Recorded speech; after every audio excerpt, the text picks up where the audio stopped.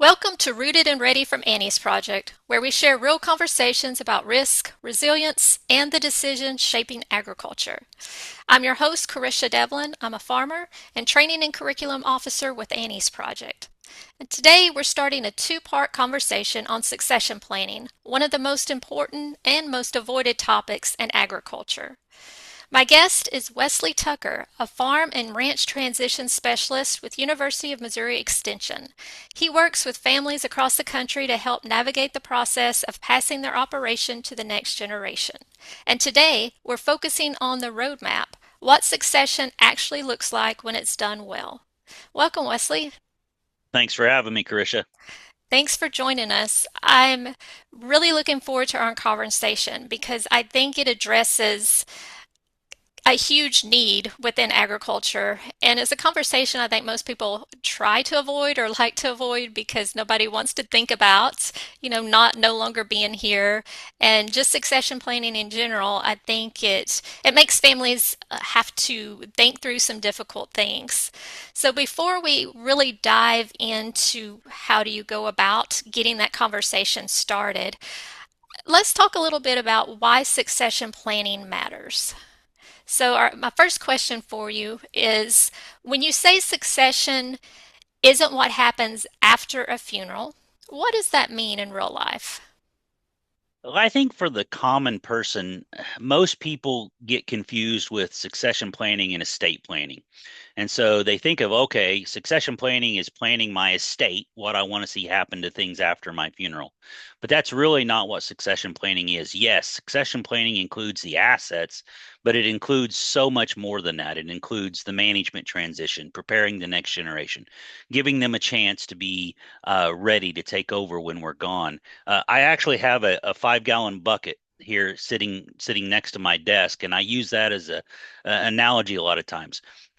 Estate planning is like this bucket. I put all of my stuff in the bucket and I hold everything in my bucket until the day I die and my bucket turns upside down and spills out onto my heirs. That's Mm. estate planning. Succession planning starts with the same bucket.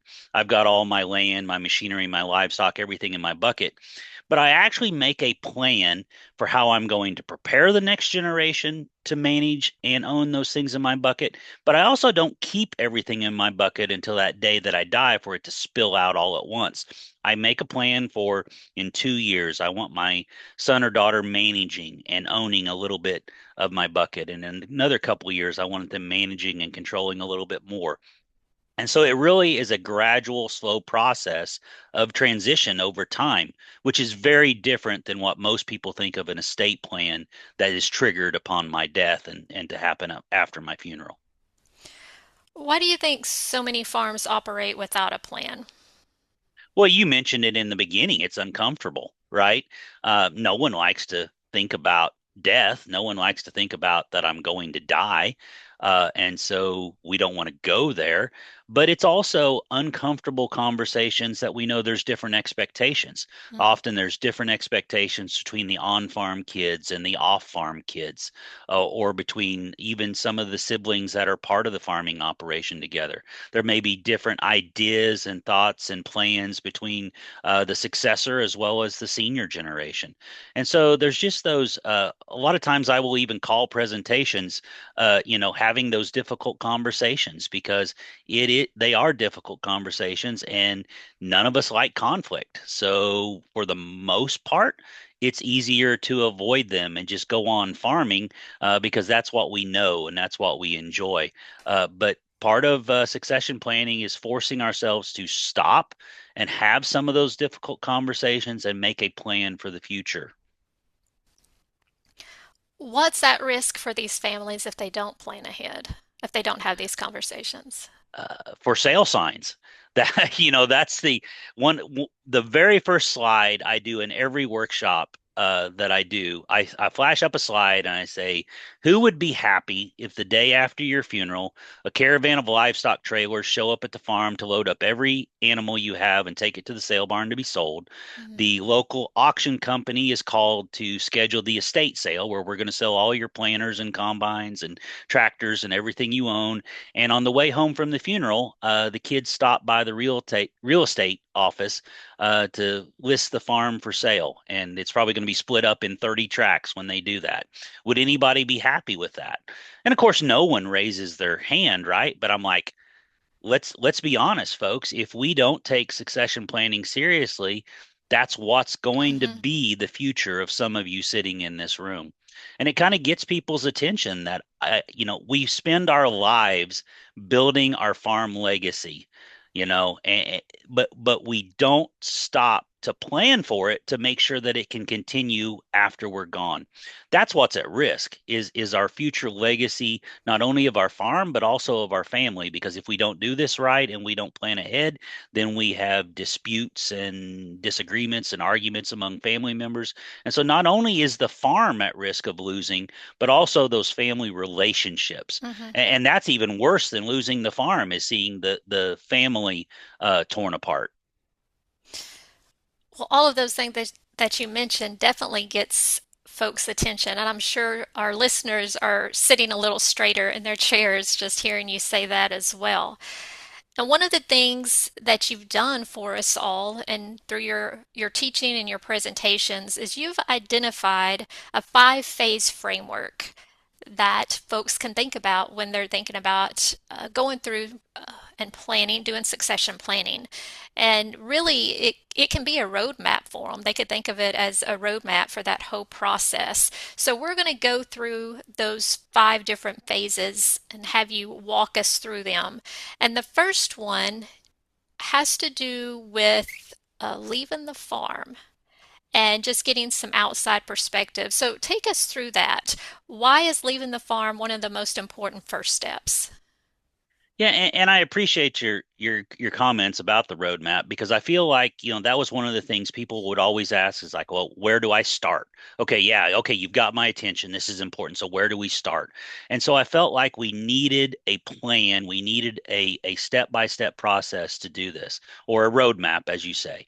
If we're going to take vacation and leave from wherever you're at to 1,000 miles away, you need a map for how you're going to get there. Hmm. And that's what a succession plan is. And so, as you've identified, the first step is I always recommend that you send the younger generation away as the first step in the succession process. And that sounds kind of crazy. Why do you make them go away? It's because I want them to go get experiences and education that they can come back and make my operation better. Now, most people all automatically think, okay, you're saying they need to go to college. No, that's not necessarily college, but I want them going and learning other skills that maybe I don't have, or that I have not taught them yet, that they can go and gather and come back and make my operation better. Ideally, I would love it if they get to work for a good boss and a Hmm. bad boss so that they get to Hmm. see the difference. But it's really just about gaining those experiences and knowledge that will make my operation better, even better than it is today. So it could also be a trade school, going to work for another farmer, just any of those things. Absolutely, and some of my clients, larger farmers even think about trading kids. I'll send my son to you, and Hmm. your daughter will come work for me, and different things like that. There's lots of ways that this can look. But yeah, you mentioned trade school, college. I often say also go get experience in something different than what your operation does. So, for instance, if I'm a cow calf producer, I would love my son or daughter to go learn about the feedlot industry, Hmm. or something like that. If I'm a crop producer, I would love my kids to go learn about grain merchandising, so that they get exposure to another aspect of our industry that they have not seen on my operation. So that starts taking us into phase two, which is a trial work period. Why should working together be treated like a trial? Oh, there's so much that goes into that question, Carisha. So you're right. Once they've left, got experience and knowledge, they come back, and we start them in what we call a trial work period. And then in that trial work period, we basically hire them, pay them a salary, pay them an hourly wage, whatever you're going to do, like other employees. But the point is, we don't immediately make them a partner in the operation. And the reason why that is because family businesses are very difficult to run because it's very difficult to separate family relationships from business relationships. I mean, that's why family businesses sometimes have very low success rates and are very difficult to manage because if I have an employee that is not related to me and they're not doing their job, I fire them. But what do I do when that employee is my son-in-law? Hmm. How do I separate family and business Hmm. relationships? And that trial work period is basically a testing time to say, can we manage the two worlds? And I like to describe them like gears. So farmers can all think about gears, right? So you got two gears spinning, spinning alongside. You got the family roles and relationships spinning right next to the business roles and relationships. And just like with where gears will grind on one another, those two different worlds will create conflict and tension. And so the trial period is basically to see can we successfully manage those two at the same time, or is the friction and conflict going to be too much? And if it is too much, if it's not working well, there's nothing wrong with saying, "Hey, I think it's better if we just stay family and don't Hmm. try to force the business relationship." Because by forcing the business relationships, we risk damaging the family relationships. And that's why that testing period is a short period. It's not very long, 6 months, a year, maybe 2 years.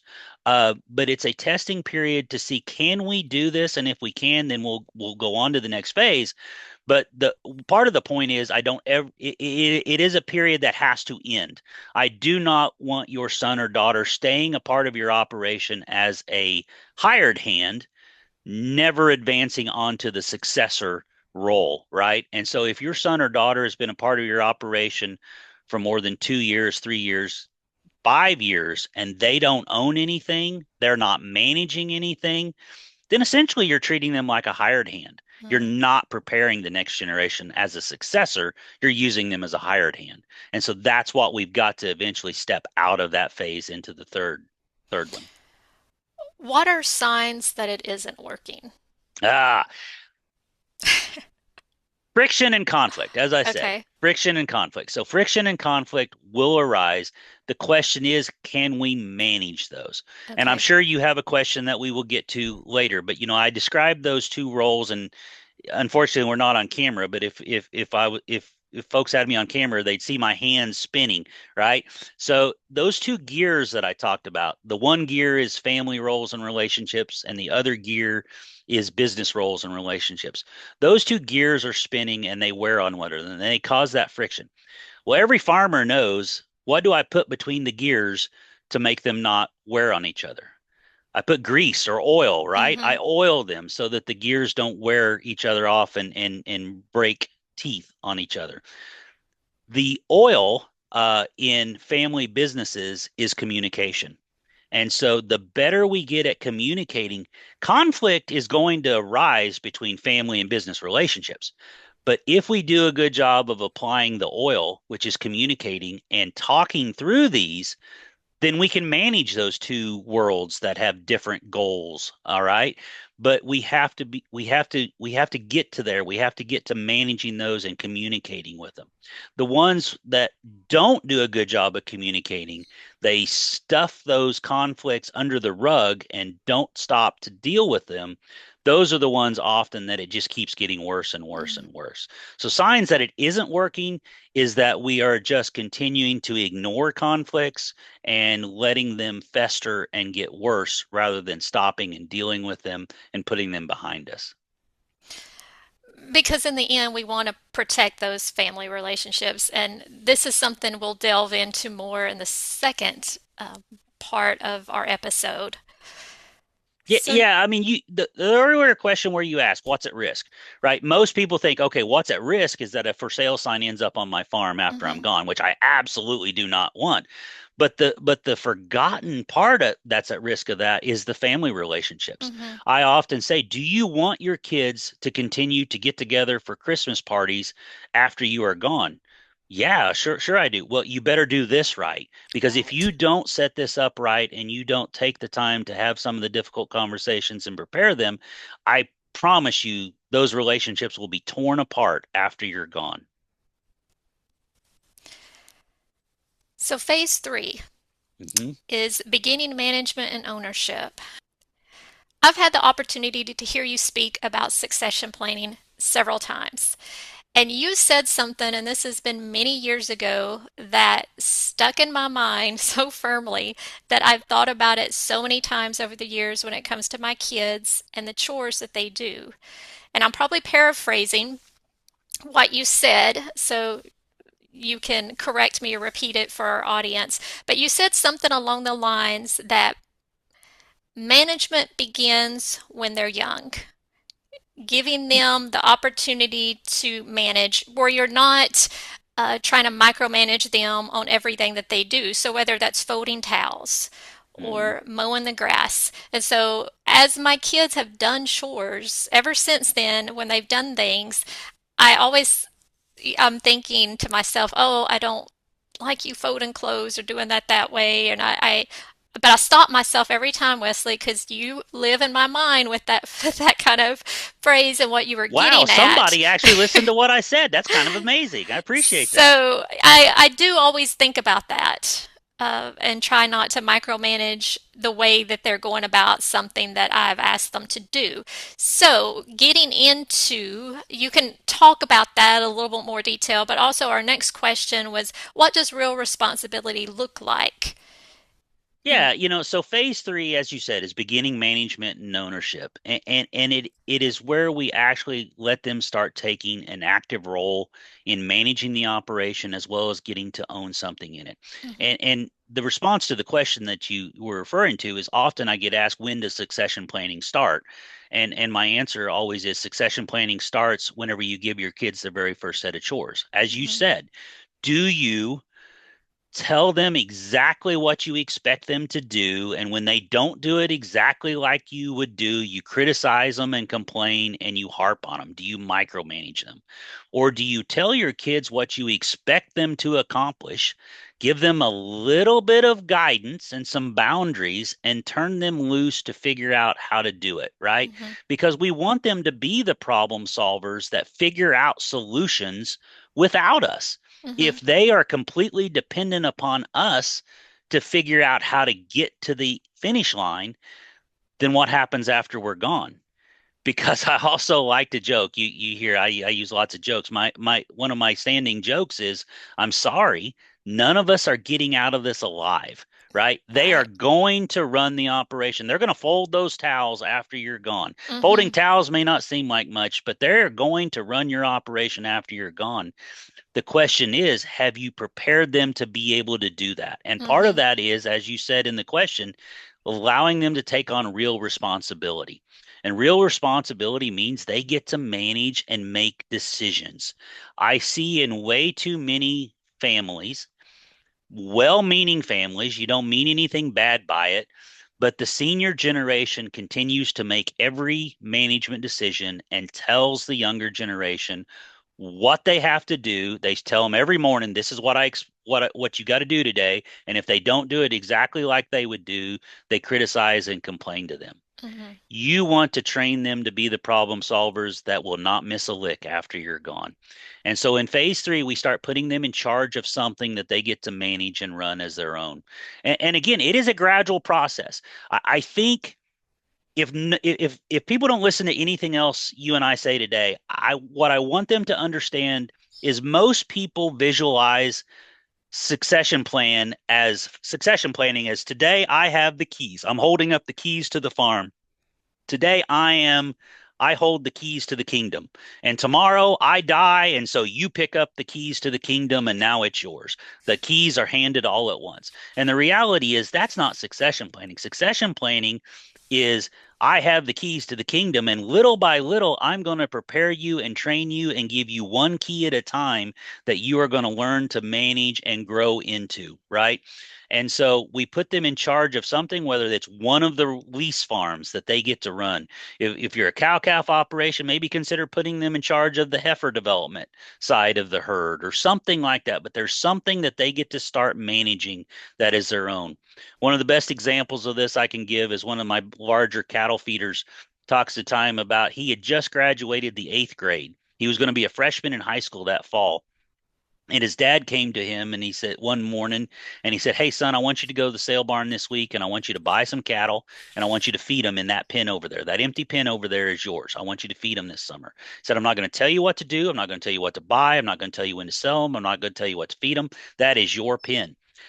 Now I am available if you want to ask me for Hmm. help, but I will provide help only when you want to ask me." And he said, he said those first few summers that my dad did that with me, I made a ton of mistakes. I made a ton of mistakes, but my dad let me. He Hmm. let me try some things. He let me learn some things. And he was there to support me and help me when I needed it, but he didn't micromanage me. He let me run that pen as my own. And that helped me develop into the problem solver that I am Hmm. today. And so phase three, you let them start taking on management, but you also make sure that they start on the road to ownership. And so we're going to get into that, I know, here in a little bit, but I want them getting to own something that is theirs, that I know that they are building their own equity, their own future. The problem with that estate planning bucket, and again, that bucket's sitting right here by my desk that I take to workshops and use as a as a prop. The problem with that estate planning bucket, if I'm holding everything in my bucket till the day I die, you're a farm girl, Carisha. You've got livestock. When you've got to carry a bucket full of water to an animal, how full do you fill the bucket if you got to carry it very far? Well, I guess it depends on uh, your muscle mass, but for me, it's like a half to three-fourths, just so I don't spill any and just so it's easier to carry it. Well, if you're only carrying half to three-fourths, you're not being as efficient. Why don't you fill that bucket completely up to the brim to carry it? Because I'll probably spill most of it before I You even will get to spill it the, and it will go down in your boots and make your yeah, socks wet and it'll be uncomfortable, right? right. The problem with the estate planning, those people that say, "Hey, don't worry, I don't need to worry about this stuff. I've got son, daughter, you work for me. We've got a good estate Mm, plan that you'll be taken care of someday." The problem is carrying that full bucket around, spillage happens. mm-hmm, What happens if mom or dad have to go into the nursing home? What happens if mom or dad get a divorce or remarry? Or all kinds of things like that can happen, financial issues. I want your son or daughter on the road to some type of ownership sooner rather than later because I hear the stories all the time of the kid that calls me. I say kid, but older people that call me and say, "I've been a part of the farm for the last 20 to 30 years, and now I find out I'm not getting rewarded for my efforts." mm. So in phase three, they start taking on some type of management and ownership responsibility sooner rather than later. That brings us to phase four. And we talked a little bit about getting some advanced responsibility, and in particular with finances. So why do you feel that families they can get stuck when it comes to finances or even sharing finances? Mhm. And I've seen this a lot when it comes to turning over the books. That older generation may keep a tight rein on the finances and not perhaps share those out with that next generation. Yeah, so phase three was beginning management and ownership, and I call phase four advanced management and ownership, but those are all subjective terms, right? Beginning, advanced. One way I like to describe it is often in phase three, the management is more on the operational type sides of the Hmm. business, the production decisions, managing those types of things. But phase four becomes the financial and the relationship side of the business. So, as you said, the checkbook, the finances are often the last, absolute last thing that the older generation is willing to kind of let go of a little Hmm. bit and start letting the younger generation have. But it becomes the most critical one in some instances, right? If I am only allowing my son or daughter to make production decisions, when do I rotate the cows or when do we start cutting beans? You know, have I really prepared them to lead when I'm gone? No, I've got to start letting them make financial decisions such as when should we market the crop? Hmm. What seed corn should we buy this year? The financial side of it. Even early in my career, even before I was doing this work, when I was just being a livestock economist, often I thought it was interesting that I would see some operations that were very, very successful. And then after mom and dad died, 10 years later, that operation might not even be in business. Mm, And I could look at it and I'd say, well, that the younger generation often made a lot of financial mistakes after mom and dad were gone. Looking back now, I realize why that is. That was because they were never allowed to learn the financial side of the business. I've got one operation that I know about that we're good friends. But he's told me repeatedly, he's like, "Hey, I know you do that succession planning work," and he said that's great. But he said, in my operation, he said I have to run the finances of my business. My boys don't know how to manage money very well, and so I've got to run the financial side of the business. But one time he shared with me, he said, he said, I have a fear. I have a fear that my boys are going to lose the farm after I'm gone because mm, I know they don't know how to manage money.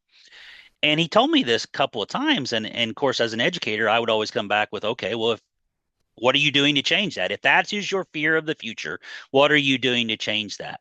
And he'd be like, well, I, I, I can't turn loose of the finances because they don't know how to. mm. The last time I saw this individual, and he told me that again, I said, he said, I don't know. I said, I'm sorry. I said, I don't know if the boys will actually lose the farm after you're gone, but if it was to come to be, it is 100% your fault because they've Wow. been with you for Yeah. 25 plus years and you've never let them learn.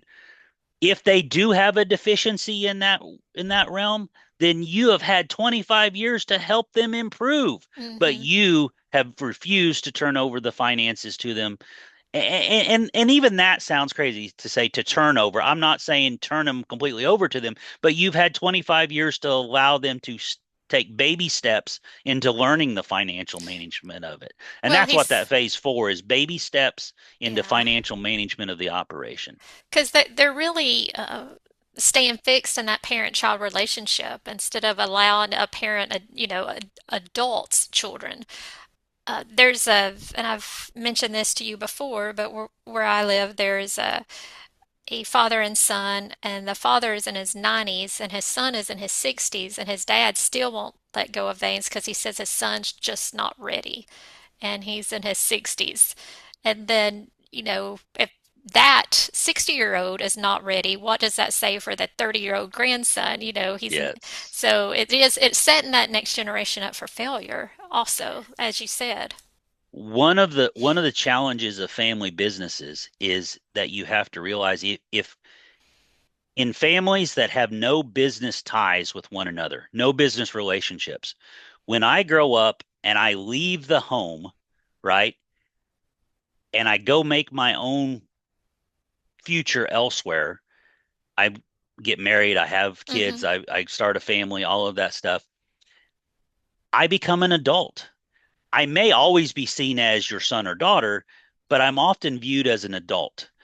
But whenever I grow up in the family business and I'm part of the family business, it's very hard what you just said there. It's very hard to ever get out from under that stigmatism of I'm the subordinate Hmm. as the child and the senior generation, is the controller as the Right. adult. And so it's very hard. That's just another example of managing and balancing those Hmm. family and business relationships. So phase five centers around letting them lead. Hmm. So what does it look like when the next generation can truly take the lead? This is one area where a lot of some people describe that final phase as withdrawal. Withdrawal is a term I refuse to use because that scares the senior generation when I say the word withdrawal. Hmm. I don't want them completely walking away from the operation and going home and watching soap operas all day, unless that is what they want to do, unless they Right. want to walk away and to completely turn it over. But most don't, right? That scares them. So I like to describe that final phase as more of a transition of roles, right? And so you ask what it looks like when they take the lead. They take more that lead in getting things done, managing things, running things. They are the manager of the operation, and I become the mentor or the coach in the background. I am still just as important to that operation, but my role is very different. I like to say last night was the NFL draft. Who's the most important player on a football team or a basketball team or whatever it is? Is it the star player or is it the coach that calls the plays? In my opinion, it's the coach that calls the plays, right? Now, the coach or mentor is in the background. They're not the ones on the front lines, but they have a very good supporting role. And so often it helps people to kind of visualize it by giving a name to that role. Hmm. So often we like to think about the CEO versus the chairman of the board, right? And so the younger generation becomes the CEO of the operation, running the operation, while the chairman of the board is in the background providing extra guidance and Hmm. support when needed. Those are I like to describe them by those two um, types of examples because people can visualize that and understand Yeah, that. that's a great visual. Last question. If someone listening has never thought about succession this way, what's one step that they can take this week? I like to think about the 30-day plan, the 90-day plan, and the 1 to 2 year plan.